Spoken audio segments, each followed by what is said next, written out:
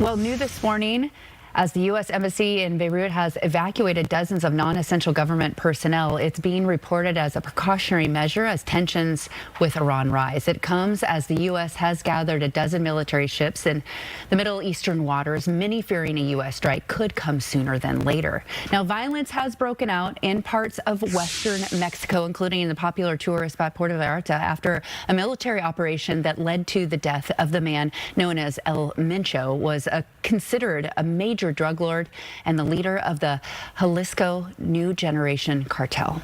Officials say the cartel was known for trafficking huge quantities of fentanyl and other drugs to the U.S. In a statement on X, Mexico Defense Ministry said the country's security forces heard El Mencho during a raid. He died while being flown to Mexico City. Cartel members responded with violence, blocking roads and setting several vehicles on fire. Authorities also reported at least 14 people died, including 25 National Guard troops. And I want to show you this map. These are the 9 Mexican states where the U.S. government is asking Americans to shelter in place right now. And Taylor Winkle joins us now, and this is hitting close to home for a local family. Yeah, that's right. We talked to a dad from our area who says his daughter's hiding out in Mexico. We're not sharing either of their identities for safety reasons, but he told us she started texting him yesterday, describing to him what was happening around her. The text she sent talking about the whole city is on fire, and we are hiding at home. The cartel are outside right now watching the cities and to make sure military do not come in. The police are not here to help. We are hiding. He told us he hopes U.S. government can step in to help out here. Tourists were told by the government not to leave their resorts. The U.S. Embassy also asked U.S. citizens to minimize unnecessary movements and avoid areas around law enforcement activity. We are watching for changes on the State Department's travel advisories map this morning. The last time this was largely updated was back in August.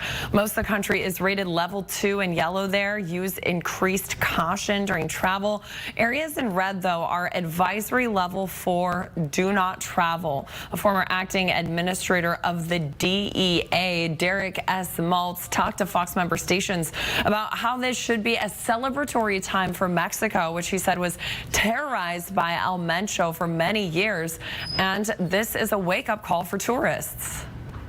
My heart goes out for the citizens that are down there on a vacation in a beautiful beach and resort in Mexico, but anybody that does their homework through the State Department website and the news reports shouldn't turn their head away from what we know has happened over the years at these fancy resorts and these beaches down there. You know, it's unfortunate, but that's what happens when terrorists are running the country. He did go on to say he is confident the administration will prioritize getting those tourists out safely. Yesterday, we saw airlines pausing flights in and out of Puerto Vallarta. United, Southwest, Delta, Alaska, American Airlines, and Air Canada are among them. Right now from SeaTac, all flights arriving and departing to Puerto Vallarta Airport are still good to go, with the exception of one that is canceled for later on tonight. The White House confirmed the U.S. provided intelligence in this operation. We are watching for more updates from the government throughout the morning. I'll send it back to you in the studio.